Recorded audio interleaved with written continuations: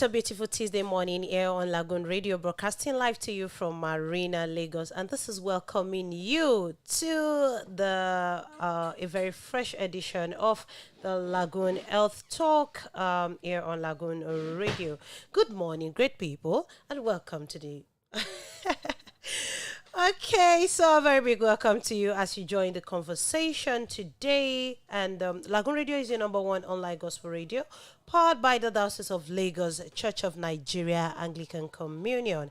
And our social media handles are on Facebook, Lagoon Radio Nigeria, Instagram and Twitter at Lagoonradio.Ng. And of course, if you need to put a face to the voice you're listening to, you can go to our YouTube channel on www.youtube.com/LagoonTV. And if you need to catch up with any of the shows, the time is 9 minutes past 11 a.m. Yes, and today we'll be discussing a very interesting topic, and that is anxiety disorder.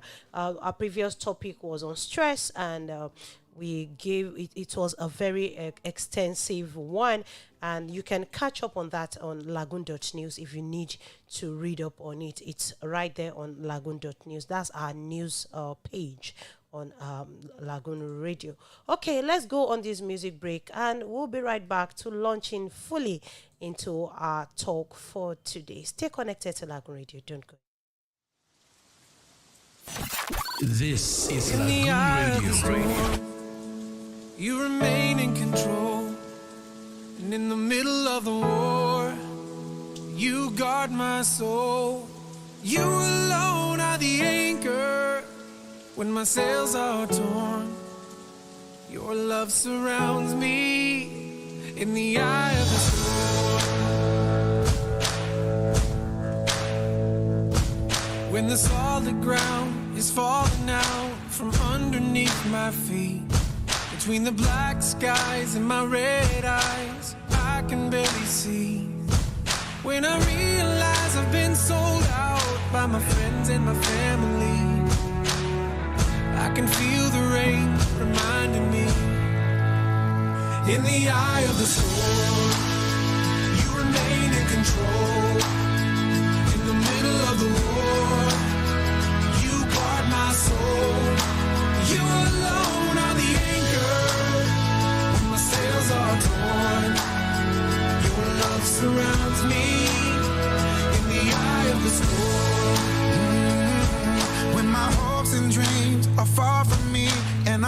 running out of faith.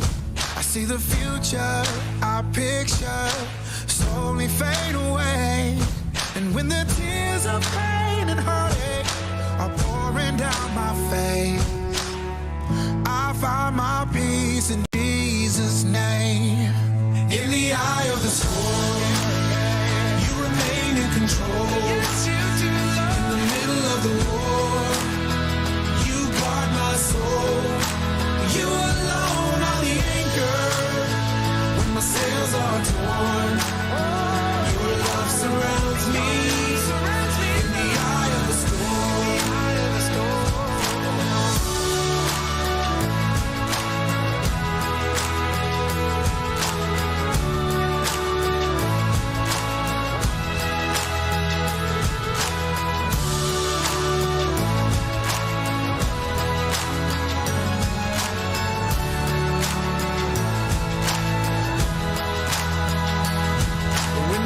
Comes in and the doctor says I've only got a few months left. It's like a bitter pill I'm swallowing. I can barely take a breath. And when addiction steals my baby girl and there's nothing I can do, my only hope is to trust you. I trust you, Lord. In the eye of the storm, you remain in control.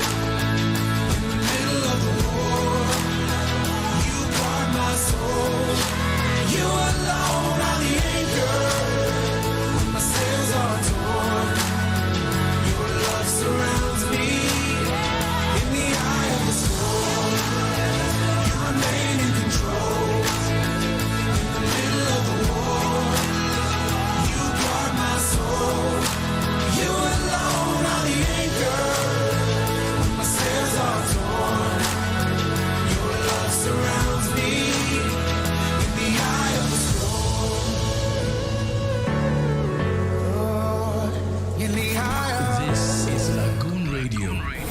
Alright, you're welcome back from that music break, and still on the matter, anxiety disorder.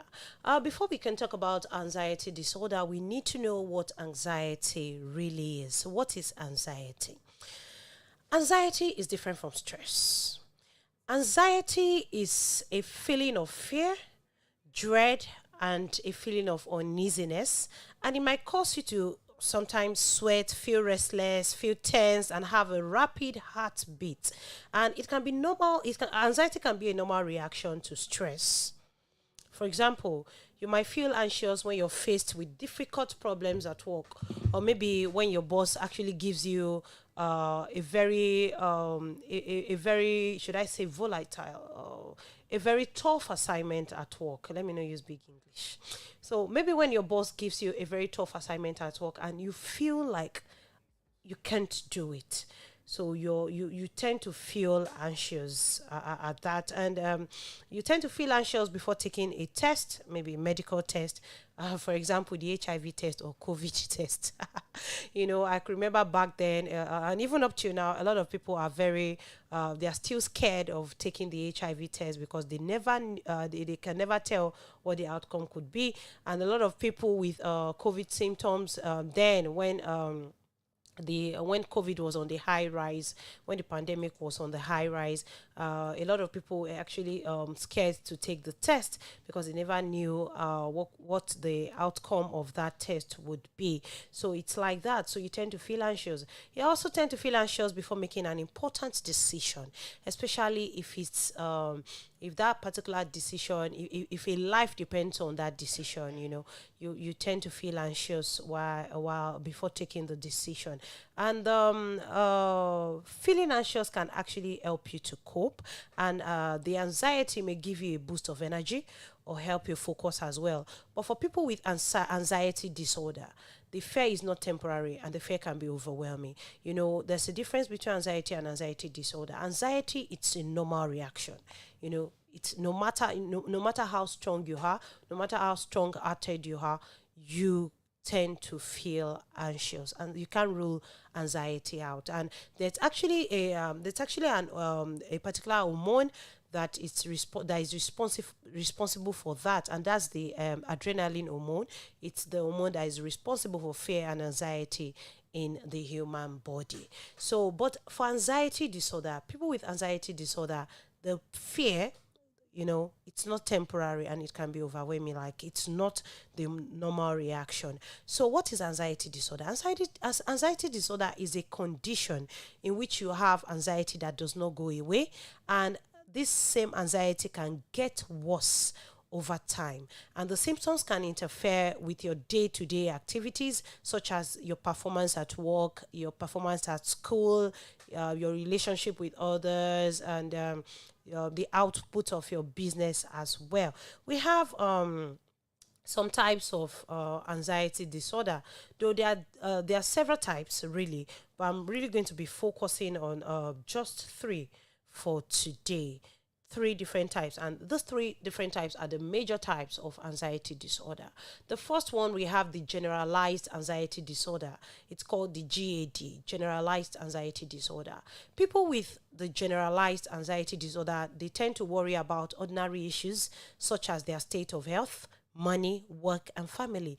And particularly what's actually going on in our country, Nigeria, today, and let me even say in the whole world at large.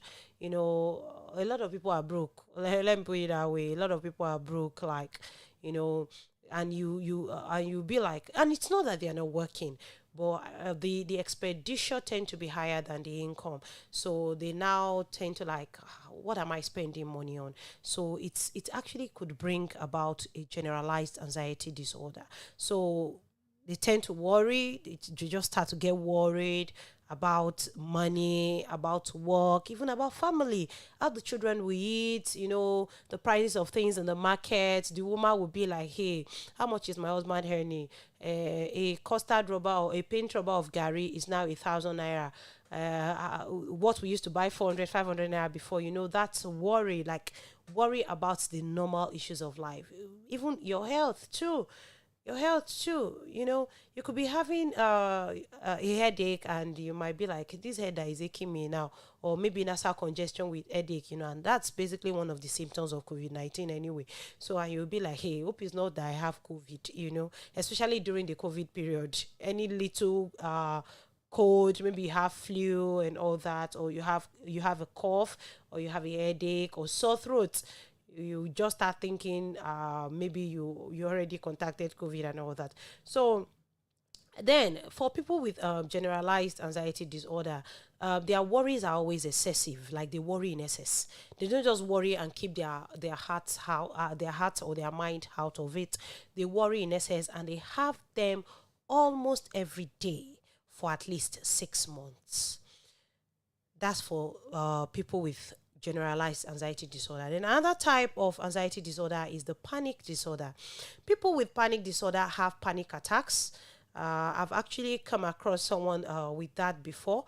Like one of my students I was teaching back then, and he'll be like, I have a panic attack. I'm like, what's a panic attack? What are you thinking? A small boy like you? But panic attacks is no respecter of anybody, whether you're young, whether you're old. You might actually experience panic attack, panic disorder. So, and these panic attacks, they are sudden, they are repeated periods of intense fear when there's no longer danger. It's not only when you face you experience danger physically that you tend to have this panic attack or this panic disorder. It could be maybe you're thinking or you're sensing a kind of danger coming close, and you start having this sudden fear or repeated periods of intense fear when there's no danger. So, and the attack, this same panic attack comes quickly and can last several minutes or more. It could even last for days. So that's that about that. And another type of anxiety disorder is phobia. People live with phobia of this. Personally, my own phobia is I fear height too much. Phobia of height. Please don't carry me to somewhere that is too tall. If not, I'll just faint. So so each person you have your own personal phobia. So people with phobia have intense fear of something that poses little or no actual danger, and personally, I said I have fears for height. I have phobia for height, and height cannot endanger me in any way. I just pass and go. But personally, I know that I have phobia for that. So, and this particular fear may be about little things like spider. I know of someone that fears cockroach, even insects, generally, not to even talk of rats. So the fear may be about spiders and other crawling insects. It could be about flying. Maybe if you want to board an airplane, you just have you start having this kind of fear in you, and all that. People like me anyway. Then also going to crowded places. Personally too, I don't really like crowded places. So you hardly see me in the market really. So if you see me in the market, maybe I'm part of the first batch of people that will open the market and quickly go back to my house. So there are people that have this fear going to crowded places. Then also fear of being in the social situations. And this particular fear of being in a social situation is called a social anxiety. So those are the three types of anxiety disorder. Let me take it again. Generalized anxiety disorder. We have panic disorder, which could be triggered by panic attack, and we also have phobia, which could be an intense fear of something that poses little or no actual danger to you. All right, let's go on another music break, and we'll be right back to actually discuss the causes of anxiety disorder, the risk factors of anxiety disorder, and how anxiety disorders are diagnosed, as well as the treatment for anxiety disorders. Stay connected to Lagoon Radio. Don't go anywhere. I'll be right back.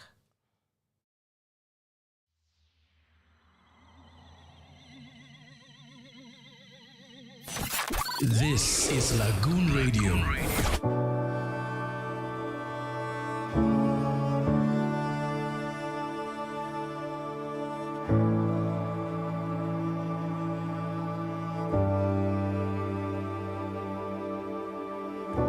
You call me out upon the waters, the great unknown, where feet may fail,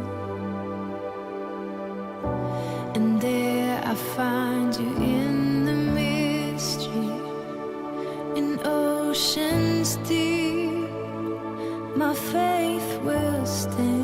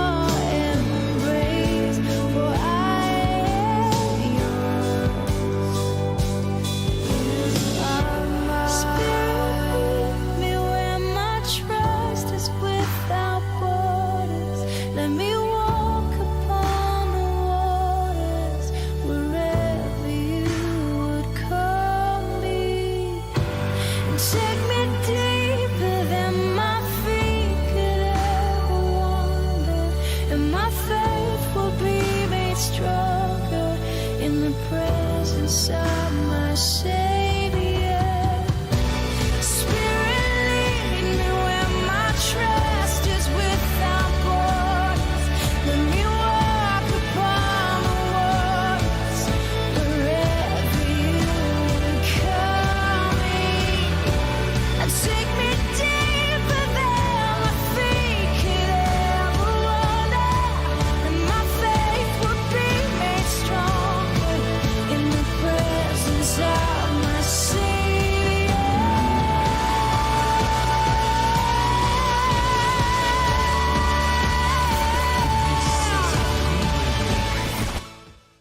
All right, you're welcome back, and you're still on to Lagoon Radio, broadcasting live to you from Marina, Lagos. And Lagoon Radio is your number one online gospel radio, powered by the Diocese of Lagos, Church of Nigeria, Anglican Communion. You're welcome back once again. The time is 27 minutes past the hour of 11, and you're still glued to the Health Talk here on Lagoon Radio.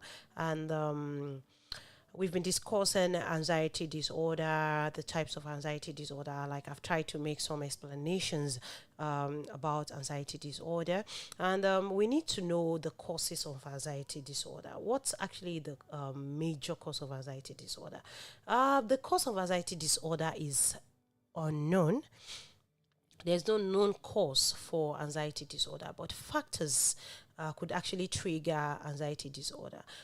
Factors such as genetics, brain biology and chemistry, stress, and your environment may actually play a role in causing you to have anxiety disorder. So, and who is at risk for anxiety disorder? The risk factors for the different types of anxiety disorder are they actually vary. For example, the generalized anxiety disorder and phobias are more common in women, but social anxiety affects men and women equally. Let me take that again. The generalized anxiety disorder and phobias are more common in women. You can hardly see a man have phobia for a particular thing, and you can even hardly see a man worry about his health or worry about money. Instead of the man getting worried about this thing, he could just sit and be quiet. And maybe if you as the wife now actually give him want to give him problem or want to stress him, it will just transfer the aggression on you. So that's meant for you. But women will just be quiet and be worrying, and just so that it is what it is anyway. But the social anxiety, the social anxiety actually affects both men and women equally. And basically, there are some general risk factors for all types of anxiety disorder. So I'm going to be taking that risk factors because we are talking about the general anxiety disorder now. And number one factor, we have traumatic events in early childhood and adulthood.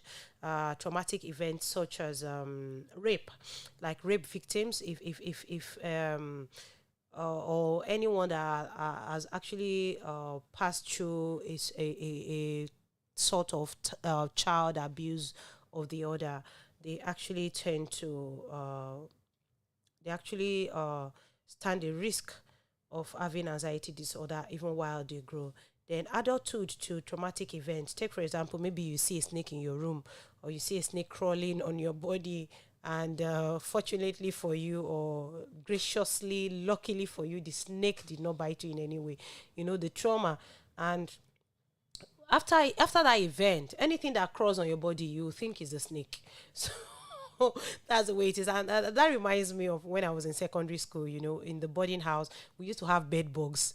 So in the boarding house. So anything that you just, if the bug is not on your body, but you start feeling as if the bug is on your body, that's actually the way it is, the traumatic event. And another traumatic event of adulthood, maybe if you're a victim of a particular accident or armed robbery and all that, that trauma. Then we also have another risk factor. There are some certain personality traits, such as being shy or being withdrawn when you're in a new situation, or when you're meeting new people. Personally, I will use myself as an example a lot. If I'm meeting a group of people for the very first time, I tend to kind of shy away and withdraw and you will not know that, hey, this girl is a talk, that kind of thing. I'd be like, oh, who is this quiet woman? Something like that. Then we also have family history of anxiety and other mental disorders. So if you have a family history of anxiety, you actually stand a risk of developing an anxiety disorder. Then we also have some physical health conditions such as thyroid problems. Yeah, and that's why we advise you go for routine checkups. Let them check you in and out, check your thyroid, check you for thyroid and all that.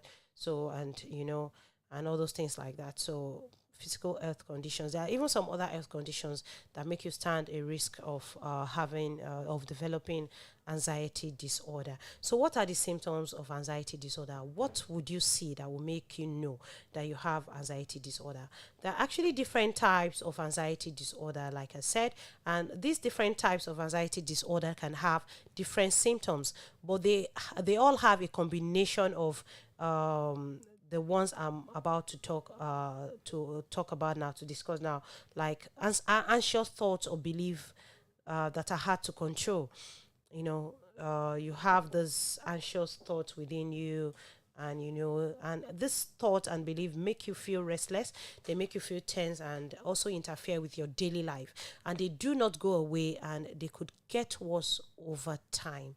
And we also have some physical symptoms such as pounding or rapid heartbeat. And some people will say they have palpitations, and I'll be like, palpitations? What are you thinking that you're having palpitations? That rapid heartbeat and, the pounding heartbeat. And we also have unexplained aches or pains, dizziness, shortness of breath. They are actually the physical symptoms of anxiety disorder. Then other symptoms is changes in behavior, such as avoiding everyday activities that you used to do. You just find yourself withdrawing, and all that. And basically, using caffeine and other substances and certain medications can actually make your symptoms go worse. We'll discuss that later during the course of this show. So now, how are anxiety disorder diagnosed? What are the diagnoses? To diagnose anxiety disorder, you need to, like I said earlier, go for your routine checks. You need to visit your doctor, discuss your symptoms and your medical history. Your doctor will take your medical history, take your family history as well, and you can also have physical examinations, lab tests to make sure that a different health problem is not the cause of your symptoms. Like sometimes ago, I know of someone that actually had cancer, and this actually triggered the person's blood pressure. And by the time he started the cancer treatment, after the surgery, the chemotherapy, and all that, the blood pressure started coming down gradually. So, and the doctor had to review his medications. So, some medications were reduced from 10 milligrams to 5 milligrams, and all of that. And some medications were totally removed. And the medications was restricted, not as much as he used to take before. So it could be some other health problems that is actually causing your symptoms. So you need to get diagnosed. And if you don't have another health problem, you will get a psychological evaluation. You need to get a psychological evaluation, and a mental health professional could actually do that. It's actually good for a mental health professional to do that. And it's not everyone that visits and here, let me put this right now. It's not everyone that visits a psychiatrist. It's not everyone that visits a psychiatrist that is mad. It's not everyone that visits. So if anyone sees you in a psychiatric hospital, that doesn't mean that otiyawere. You understand? So you need to take cognizance of your health. You can't just go to any doctor. Okay, take for example, if you need a mental evaluation, you now go to a pediatrician. What does pediatrician has to do with mental evaluation? A pediatrician, his job is different from a psychiatrist. So do not be scared to walk up to a psychiatric hospital, get registered there, and have a doctor there that you can talk to. You understand? So, and that is about that. Okay, so basically, let's quickly take a look at the treatment for anxiety disorder. The main treatment for anxiety disorder are psychotherapy, and that's a talk therapy. That's the main treatment. You might not necessarily need any medication. So when you visit a psychiatrist, just go into a talk therapy. Let him take you through a psychotherapy session. Then some medications. Or both, depending on the level of your own anxiety disorder. So those are the main treatment. And we also have cognitive behavioral therapy. Cognitive behavioral therapy, it's popularly known as CBT, is a type of psychotherapy that is often used to treat anxiety disorder. CBT teaches you different ways of thinking, different ways of behaving. It can help you change how you react to things and can cause you to feel fear and to things that can cause you to feel fear and anxiety. And it may also include exposure therapy. And this exposure therapy focuses on having you confront your fears so that you'll be able to do things, to do the things you've been avoiding. And personally, I advise people to play chess.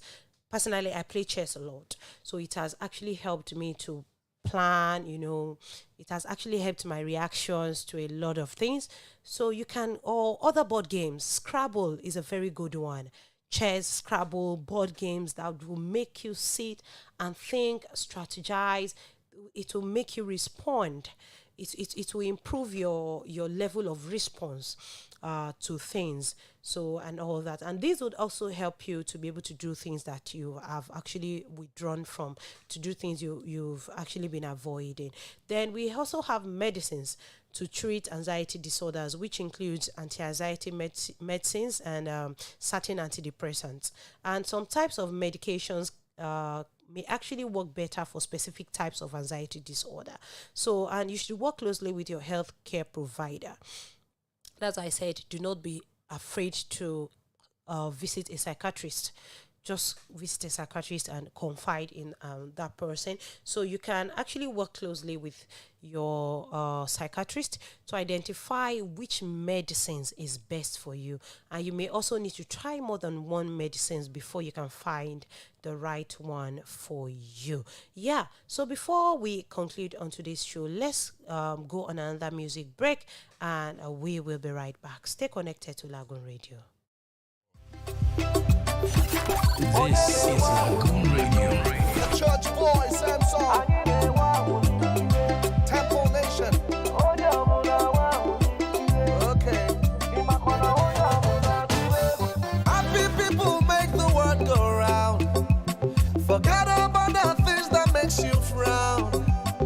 Even if your brother talks you down, don't worry, just give him a smile. If you're happy and you know it, stand up on your feet. If you're happy and you know it, join me, do a dance. If you're happy and you know it, let me hear you say, oh, yo, yo, yo. Oh, yo, yo, yo. Everybody, if you're happy and you know it, raise your hand up.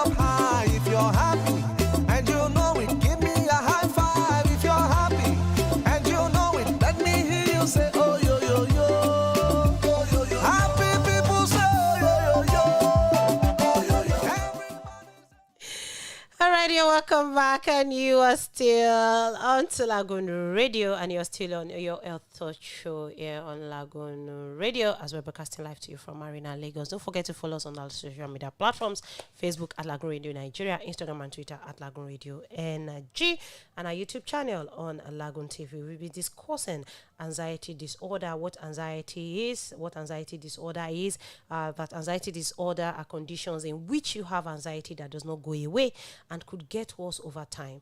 We also discuss the types of anxiety disorder, which are the generalized anxiety disorder, the panic disorder, and phobias. And we said the generalized anxiety disorder and the phobias are common among women, while they're common among women. Yeah, while the social anxiety disorder are common among men and women equally.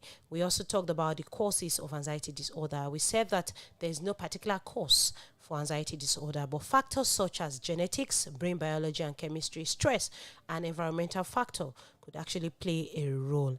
Then we talked about the risk factors of anxiety disorder. We talked about traumatic events in early childhood or adulthood, family history, some physical health conditions. We also talked about certain traits such as being shy or withdrawn when you're actually new in a particular place, or when you're in a new situation, or when you're meeting new people. Then we talked about the physical symptoms, the symptoms of anxiety disorder, physical symptoms, anxious thoughts or beliefs that are hard to control, which actually make you feel restless, make you feel tense, and also interfere with your day-to-day activities.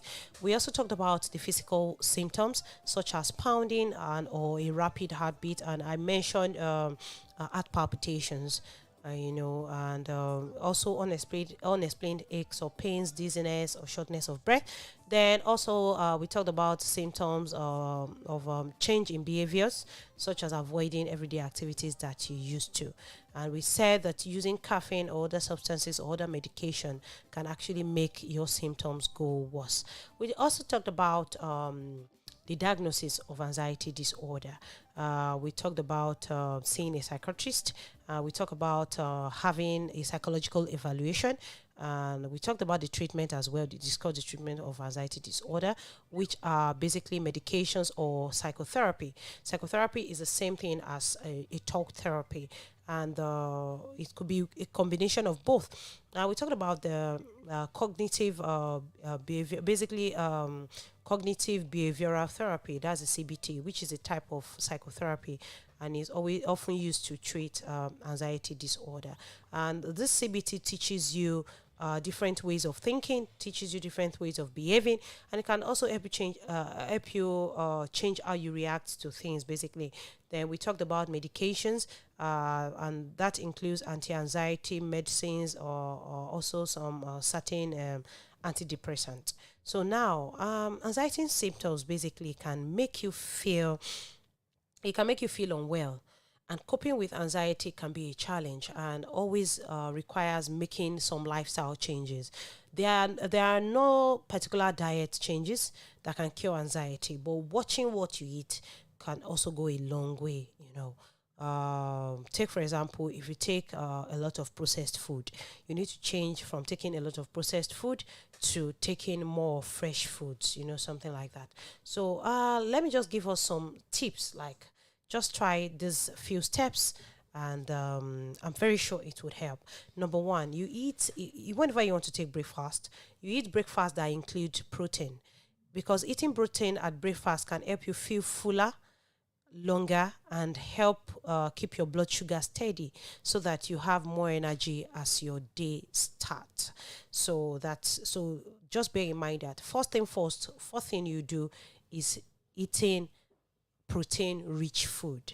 Don't wake up in the morning and start eating eba, or start eating apple, or start eating what else again is high in carbs. But bear in mind that proteins, you could go for eggs, boiled egg, basically. You could go for omelette, and all that. And so, but just make sure your breakfast is rich in protein. Milk is fine. Milk is very good. It's a very good source of protein.